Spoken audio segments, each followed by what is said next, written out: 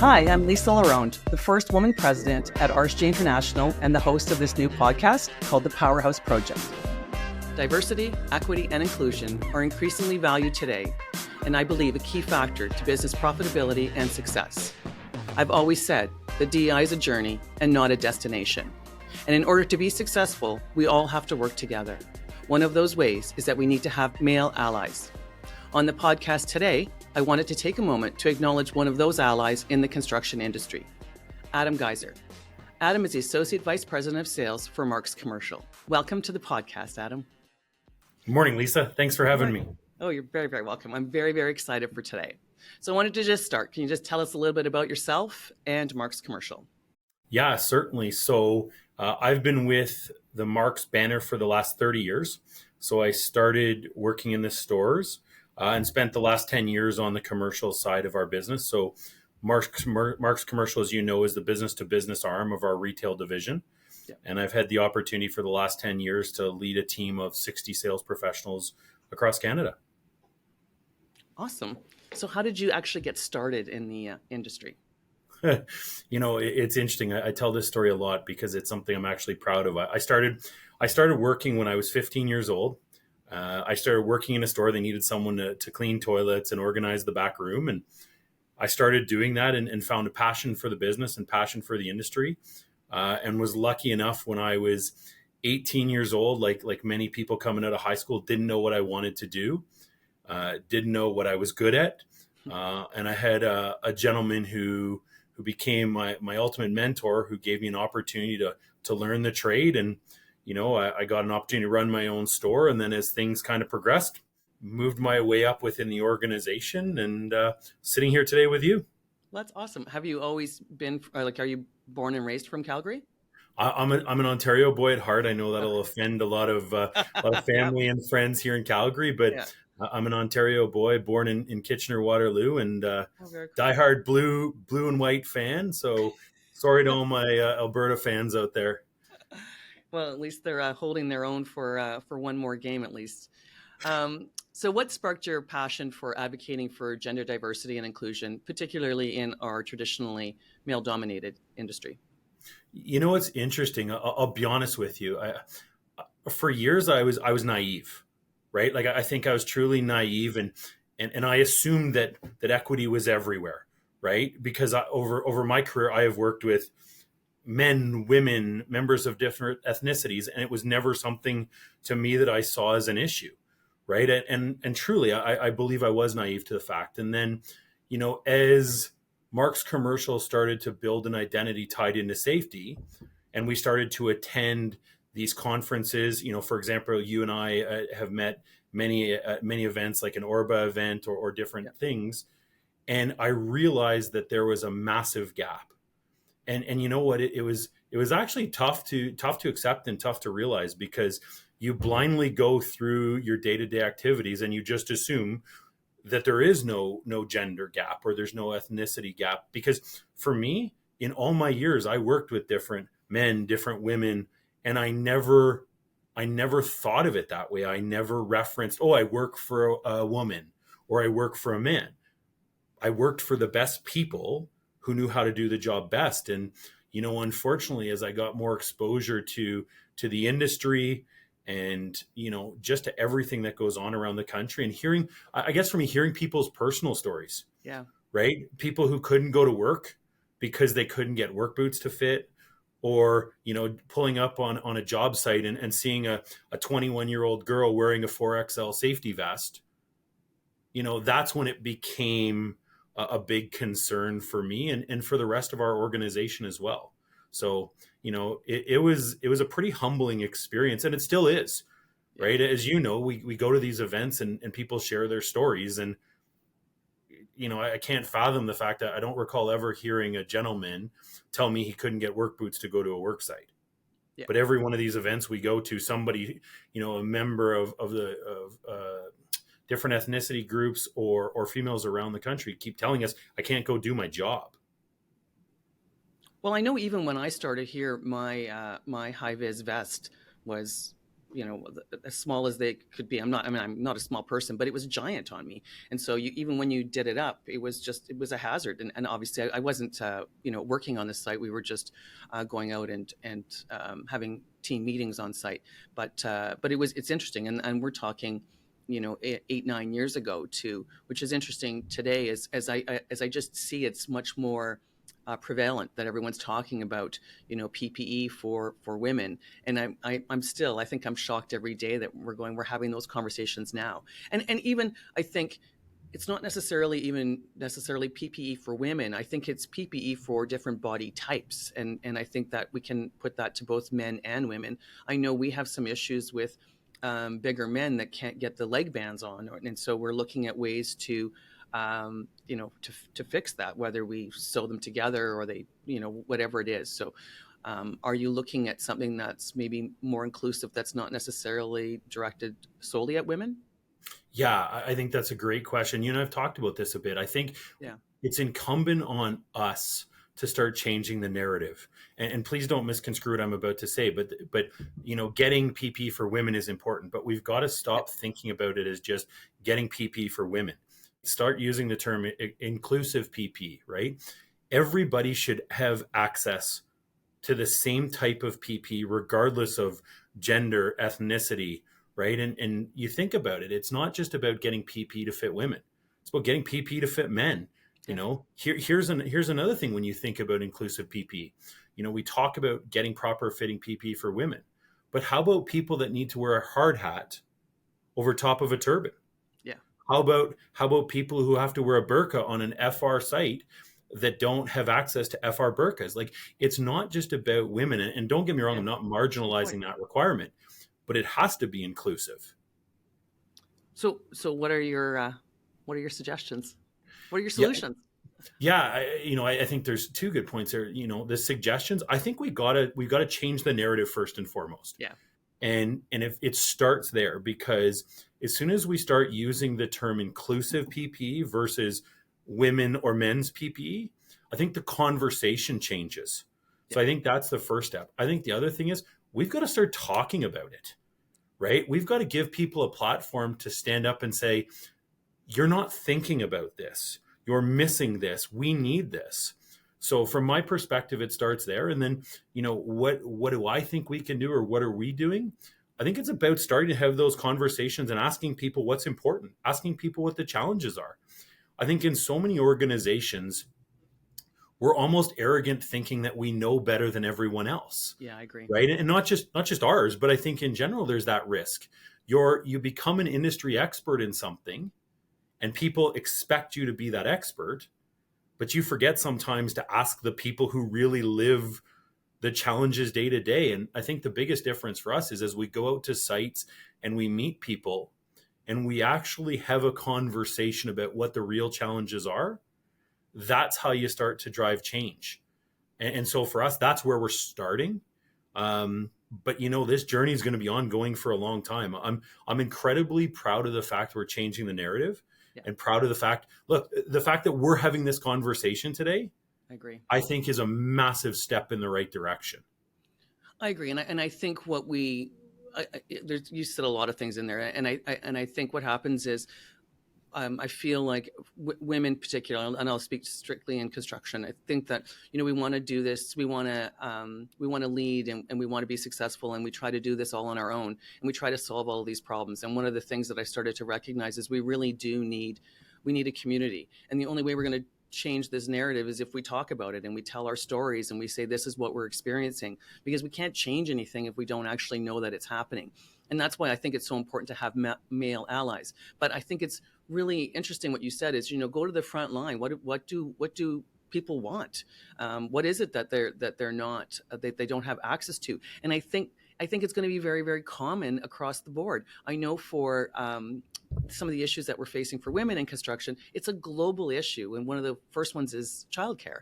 So I'm assuming with PPE, it's probably a global issue. You're just talking about, FR burqas. I mean, I'm sure that's a global issue that, if we talk about it, and just when you started talking about it, I was like, oh, I didn't even think about something like that. You think of how how our industry is not inclusive because people just can't even take the first step to say, I wouldn't be able to have the proper fitting equipment to be able to actually work on a job site.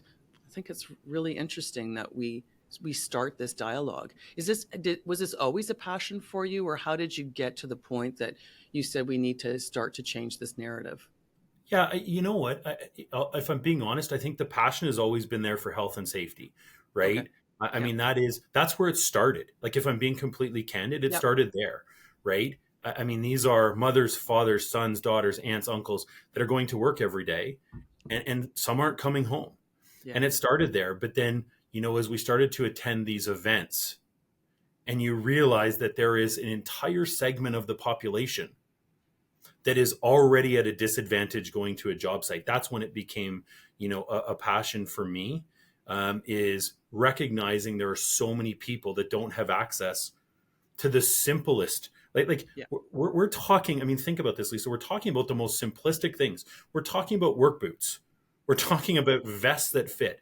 With all due respect, as much as we're struggling to get there, it's not brain surgery, Yeah. right? These are simple challenges. We haven't even touched on the other things about safety on job sites, right? All of those different things. So for me, like I said in the beginning, I was naive for the longest time. But, as we started this mission to ensure employees come home safely from work every day, you suddenly realize real quickly that you're speaking to only a portion of the population. Yeah.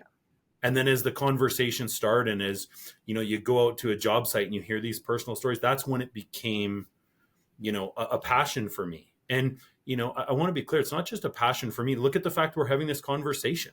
Yeah. Right? Like, we need influential people in not just construction but every industry across Canada to find that same passion, and that's when we'll see results. So it's all part of a bigger picture for me, ensuring that every person comes home safe regardless of your gender, regardless of your ethnical background.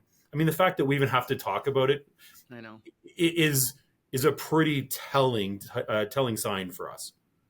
Yeah, but I agree with you. We have to continue to talk about it. We have to continue to tell stories. When I talk to a lot of women that are in the skilled trades, one of the things that they talk about often is they want to just fit in. So the problem is when they don't have proper fitting PPE, they're automatically now, you don't look like everybody else. So, it's obviously oversized or becomes sometimes a safety hazard. So I think it's really, really important if we wanted to attract and retain women in the skilled trades that we actually have to have proper fitting PPE. And I know you and I discussed a little bit about the cost of it. And that some of the challenges that we have is because we have only, I think it's 2.5% of women that are actually in the skilled trades. You're not actually, each organization's not buying volume because you're probably going to have a handful, if that, of women that need, and then I'm assuming business wise, logically, like how do you carry them in multiple sizes, and how do you get to scale because you don't have volume. So what has Mark's Commercial done to make sure that obviously we're offering these products, but you have to be able to make money and be profitable? Yeah, I think that's a great question. Look, I think as much as I want to start by saying, at least as much as we've made strides, we're still not completely there too, Yeah. right? I think the biggest thing for us that we're doing is we're not going to wait. We're not going to wait for others to take the lead. We have an opportunity to be an industry leader, go out and listen to what people are doing, and at least start, right? Yeah. What we're doing today is probably wrong, Lisa. And 2 years from now, we're going to look back and go, man, that was a mistake, but it was a step in the right direction.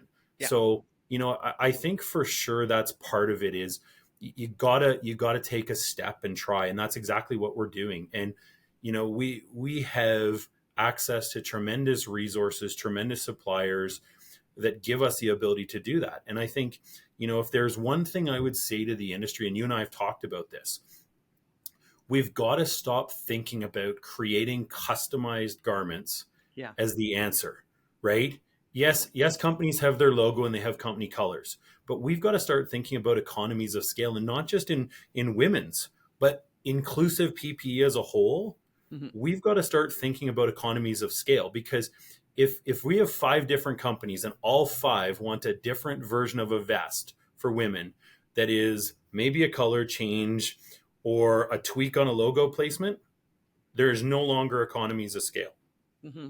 And that's where we've got to start changing the conversation. There are other ways to customize garments or customize product requirements to companies' needs. But, I think it goes back to, your question about what are we doing? We're starting somewhere, and we're going to take the responsibility to carry inventory and bring inventory in to support the demand. And for sure, there's a risk to that. Yeah. But the reward absolutely outweighs the risk. And we're doing it in a calculated manner. We're not going to try and bring out 1,000 different choices. We're going to start, and we're going to see where we get. We're going to collect feedback from people and hopefully continue to drive change and come up with inclusive PPE for everybody. I mean, I think that's amazing. So do you have any like emerging technologies or innovative PPE design that would actually meet the needs of all gender workers? Yeah, I'm not sure. So I think there's lots of innovations that we have. You and I have talked about many of them. Yeah. I think as it relates to inclusive PPE, I'm not sure it's about innovations. I think it's more about the time we're spending to invest in understanding fit requirements, understand how every body type is different, Yeah. whether you're male or female, Yeah. and really spending our time getting the right fit. Because, for the longest time, and this is crazy to say, and you and I have talked about as well, but this notion of, well, we'll carry inclusive PPE. We'll just take a men's shirt and we'll size it down to a 4XL women's shirt. Yeah. That's not inclusive. So I think think about that, right? Imagine saying to a guy, look, you're used to wearing these work pants. We need you to go up 15 sizes because you're going to wear a women's work pant. Yeah. You'd never say it. So it's not as much about innovation as much as, like I said, we have some great technology. It's about investing the time and energy into the unique fit requirements for everybody. That's where the investment has to start. And then once you get that right, the sky's the limit to what you can do then in terms of introducing innovation. But, I think for us, as we look to build inclusive garments, we don't plan to scale them down in terms of the quality or what's built into them, or scale down sizing fits. If we're going to do this, we're going to do it right. And it's going to be right for everybody, thus achieving inclusive PPE. Now, do you have partners that you're working with to be able to accomplish that? Yeah, we do. It's tough because, as you know, the industry is so segmented. We have tremendous vendor partners. Like we are so lucky with the amount of vendor partners we have, but it's such a fragmented business right now. Yeah. So, the path we've chosen to take is we're going to partner with vendors and leverage their area of expertise. And while they're working on something, we're going to work on something as well. And we're not going to duplicate efforts. If I know we've got a great vendor partner working on something, why would we want to do that? Yeah. Let's let them use their expertise. Let's use our expertise on areas that someone isn't working on right now. So, yeah, and I think it is incumbent on the vendor community, it is incumbent on every industry to come together, because the answer is not one company or one vendor or one industry winning. We win when everybody wins collectively. And ultimately the measure of success is when you and I can have a conversation and we don't have to discuss inclusive PPE. Like someday in the future, you know what, before you and I leave this business, I sure hope that we can just have a conversation about PPE and stop having to add words in front of it. And I agree with that. Do you think that we need to get the government involved into these discussions? Yeah, you know what? I think there's always importance to having government involved. I think anytime you have government involved, you gain more resources, you gain more reach. But I don't think it's just about getting them involved in PPE conversations. I think it's getting them to understand all of the unique challenges that exist on job sites across the country to be inclusive, right? You think about the changes Ontario made recently to having washrooms on site for women. Like I can't even comprehend the fact that we have to celebrate the fact that there's a female washroom on a job site. I know. So yeah, I think government can absolutely play a role. I think they have to collect more information and they have to be prepared to make changes from a regulatory perspective to support change.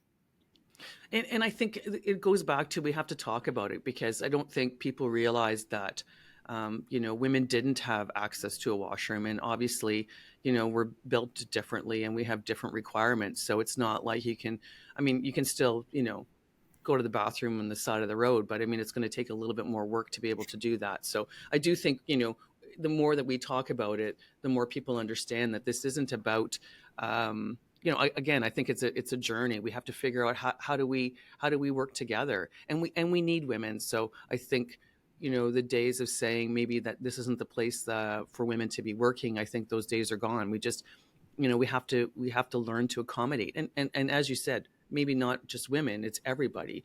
Yep. There's all kinds of different types and of people, of sizes, and I just think our industry has to be much more inclusive. And again, we're only going to do that if we work together. So, Well, and I think people have to be comfortable and confident to say no, yeah, right? Like I wish more people would stand up and say no, right? No, I'm not going to go to a job site and you're yeah, going to give me PPE that doesn't fit. No, I'm not going to go to a job site where I don't have a washroom, yeah, right? Like this won't change until people just simply say, I'm not going to work. yeah.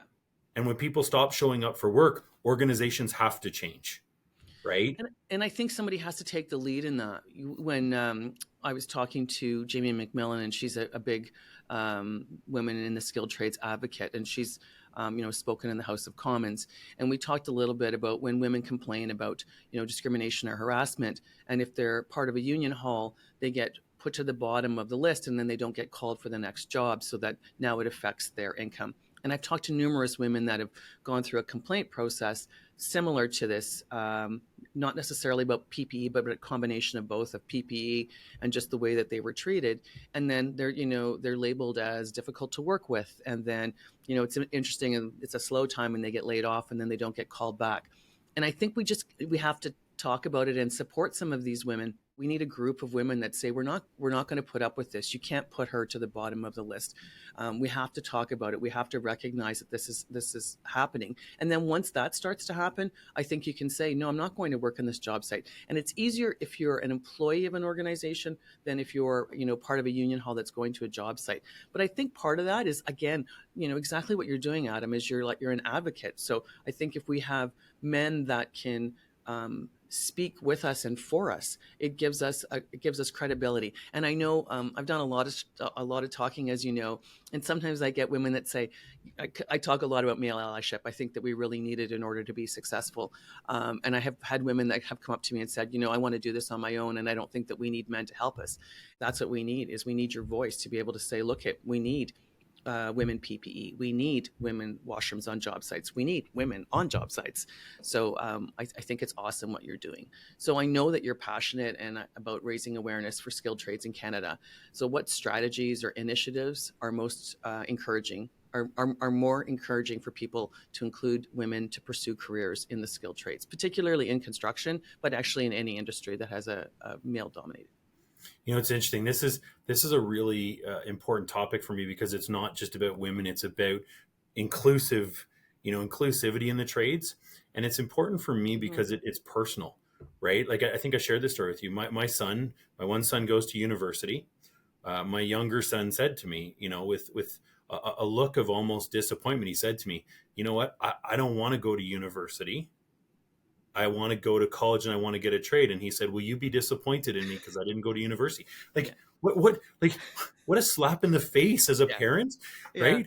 And, Yes. and so for me, it started there, but then as you tie it back into getting women into the trades, it's not about high schools, it's not about colleges. We need to start with our children when they're 2 and 3 years old, Yeah. right? Like Yep. think about the evolution. When you and I grew up, men played with Tonka trucks, Yep. women played with Barbies, Yep. right?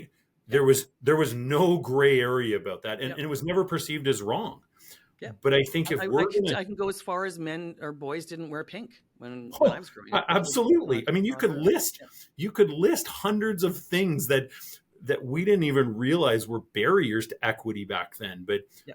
I think we need to start talking to our children about the trades, whether you're male or female. Talk about the trades, talk about the fact that, being in construction or being a welder, you can live a very successful life. You can have a fulfilling life. You can find success. Yeah. So I think as we start to talk to these kids when they're younger, when they're going into school, when they're going into kindergarten, into grade 1, grade 2, grade 3, celebrate a young girl who wants to play with a Tonka truck. Yeah. Or who is interested in building. It has to start there, because we know that in early the development of our children starts really early. Yeah. And if we don't start teaching them that it's okay, by the time they get to grade 5 or 6, they already have this preconceived notion that they shouldn't be a welder or they shouldn't be in the construction industry. Yeah. Right. And I think that's where it starts. And we need to celebrate those people. We need to celebrate our youth that go to colleges. Yes. Right. And not treat them like they ended up going to college because they couldn't get into university. Yeah. But think about how many kids have that feeling right now. Think about how many parents are unintentionally sharing that view with their kids. I never came out and said that. I never once said that in my life, but my son's perception was, yes, university's better. Yeah. So I could go on with this one forever, because it hit home for me. And I would assume it hits home even harder for parents who have young daughters who are interested. Yeah. And I did a talk with the Girl Guides and their rangers. So they're young girls, I think, in grade, I'm going to say like 10 to 12. And it was interesting. One was in auto mechanics and the other one was called building or construction. And they were both in the top of their class. And so these are still young girls, but they were the only girls in their class.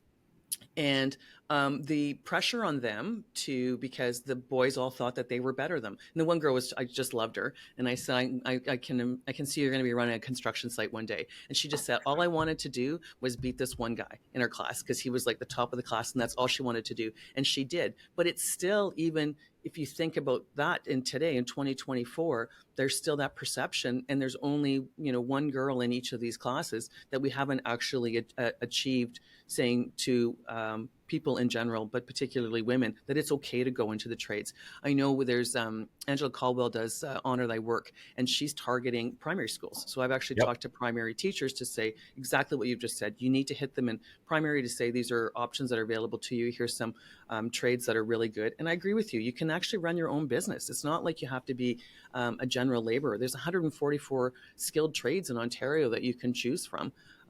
So I think there's just a ton of opportunity for us. I just have a funny story. I have 3 kids. I have 2 boys, and then my daughter's the youngest. And so when she was a baby, all she had was, and because she's the third one, they don't get much attention. All she had to play with was Batman, the toys. And I remember bringing her to my babysitter at the time, and she was like, Lisa, she needs a doll. And I was like, first of all, I don't have any time. I don't have any money. And, we have all of these toys. So she just played with gargoyles and Batman, because that was the thing. And for Christmas, she bought her a Barbie. And my daughter cried for like 15 minutes. She was like, I don't like, what is this? Get it away from me. But it's sad how that's what we start to do to them. This is what boys do. This is what girls do. So, yeah, think about it. It applies to sports. It applies to everything. Yes. And you mentioned earlier about, hey, what can government do? I think one of the things that government can do is start introducing trades and exposure to trades in earlier years of school. Yeah. Right. Like, you think about it, most students have to wait to grade 10, 11, or 12 till they're truly exposed to it. Yeah. Okay. I'm not suggesting you give a student, in grade 6 a welding torch. I'm not I'm already nervous about giving my son one in grade 11 or 12, but I think you have to start letting them hammer a nail. Yeah. Right. Use a saw. Like, those are the things that government can do to help. We need to start thinking about, if you want these people to get into the trades when they're 18, 19, and 20, they can't learn it when they're 17. There's so much time that's passed. So I think that's an opportunity for government to absolutely step in and drive positive change. And I agree. And I know that skilled trades is now part of the Ontario curriculum, but the problem is they haven't given them any resources to be able to roll it out. So it's exactly as you say. Now teachers have part of a curriculum that we just haven't actually thought that whole process out. So it would be nice to be able to do things, I think in a manner that is going to be successful and not just ad hoc, to ensure that we actually get people that not only want to get into the skilled trades, but that want to stay in the skilled trades and actually make it better and start promoting it. And I think we need to celebrate, more skilled trades so that people can see what they're doing. I guess there's an Ontario, or is it a Canadian skills competition? Yep. And I think, until I'd been in this industry, I really hadn't heard about it. So I think we need to do a better job of highlighting and promoting it so that people can actually see that there's a lot of really cool things that you can do within the skilled trades. Absolutely. And think about the influence that teachers have on our lives, right? Like, I'm sure both of us could list off teachers that positively changed our lives. Yeah, definitely. But they weren't teachers in shop also or negatively. Yes. Yeah, that's true too. I was trying not to go down that path, but you're absolutely right. But you think about teachers, like imagine having a construction teacher in grade 7. Yeah. A young girl could say when she was 19 that she went into the skilled trades because of what she was exposed to in grade 7. Like, that's powerful. Yeah, I think we need to bring all that back. I agree. So if you could go back, what advice would you give your younger self? Oh man, I'd go back and give myself advice every day. I think there's a couple of things for me. I've always said this, I get to work with so many amazing people and new people coming into our business. And a couple things I've always said to people is, number one, believe in yourself, right? Like no one is going to believe in you the way you believe in yourself. Yeah, I agree. Right. I think that's very important. And it was very important for me because when I came into this business, I had no idea what I was doing. And I was lucky enough to have a mentor who's still my mentor today, who believed in me. And I needed to have the same belief in myself that he did. Yeah. So that would be number one. I would say number two, don't change who you are, right? Be your authentic self. You and I talk about authenticity all the time. Yeah. And it's one of the things that I admire about you, but it is being authentic to who you are. Right? People believe that when you get into positions of leadership, for example, you have to change who you are. Yeah. No, you don't ever change who you are. You change the things you do and you change the conversations you have, but you need to be true to your authentic self. And I would say the third is surround yourself with brilliant people. Like, honestly, I am surrounded by some of the most intelligent people, my peer who I work with day in and day out, right? It is surround yourself with brilliant people and they make you smarter. And if you surround yourself with brilliant people, they come up with the solutions, right? Let's be honest. I'm not the sharpest knife in the drawer many times, but I have people around me who are so intelligent that make me smarter and bring great ideas to the table. So I could give you 30 different pieces of advice, but those are the three I always think about because I remember the times where I didn't do it. Yeah. And actually, when I talk, those are probably the three things that I tell people.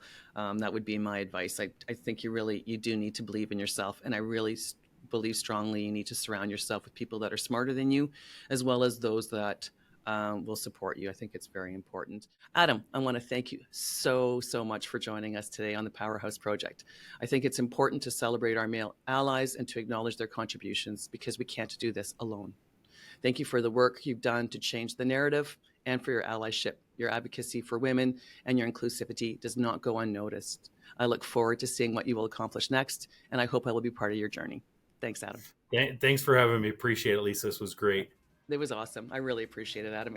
I appreciate everything that you've done for us. I think it's awesome. I want to thank you for your advocacy too, right? I've said this to you before. You're a trailblazer in this industry, and the fact that you fight every day, it needs to be recognized. So I know you hate me saying that, but you are absolutely a trailblazer, and thanks for fighting for it. I appreciate it.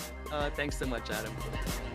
Find more information about our guests and more at thepowerhouse-project.com and subscribe wherever you get your podcasts.